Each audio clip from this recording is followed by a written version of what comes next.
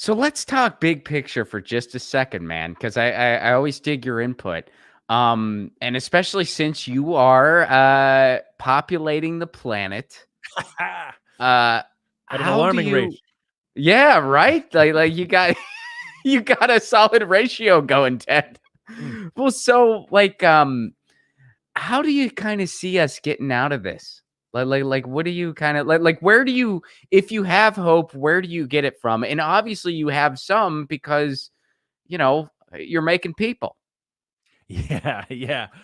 Well, I don't know if those are necessarily have to be true, but I am hopeful. I am hopeful, and I think my hope comes from like, what's the alternative? Like you really, I think our core uh, has to remain rooted in hope and love, as you said earlier. Like that's what animates us, even to do the shows that we do. Like. Uh, the hope is that all of these movements that have been coalescing over the past decade, in sort of an accelerated way, but even going further back, obviously throughout history. I mean, this country's history is not lacking for movements for justice and freedom.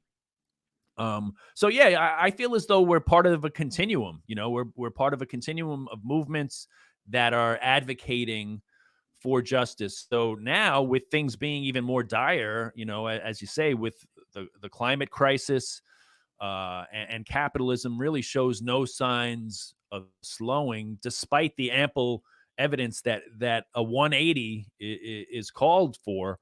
Whether it's the 2008 crash or all of these climate crises that continue to pop up, and now obviously with the pandemic and all of the financial ramifications of that, like something needs to be done, and it only gets more dire. But I am hopeful because I feel as though you never know what that moment is going to be. But as I said, truth is really.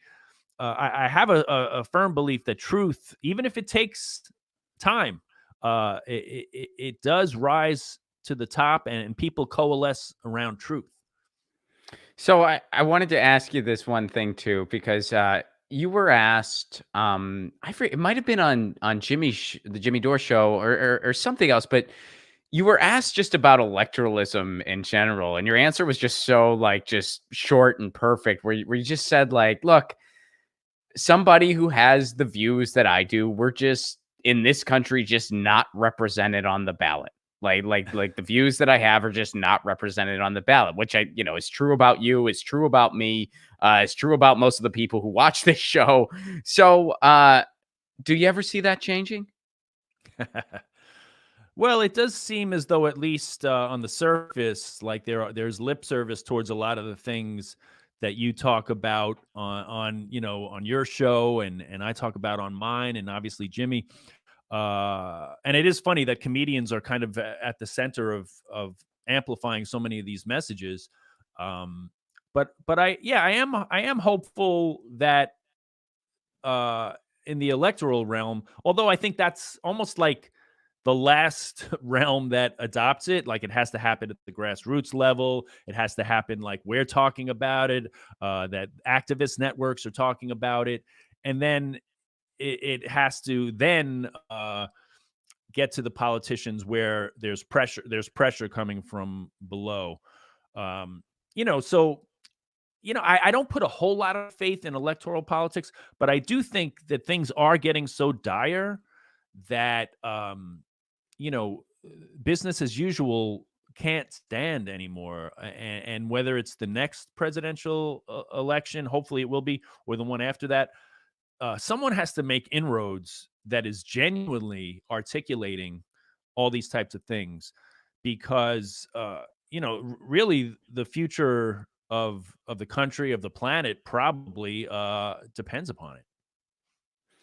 Yeah, that's the truth, man. Get your news on with Ron. Don't you wanna know what's going on? We're getting our news on today. Get your news on with Ron. Don't you wanna know what's going on? We're getting our news on today. Yeah, yeah, yeah. You can tweet me an article at Ron Placone. We'll go through it together and make it our own. Get your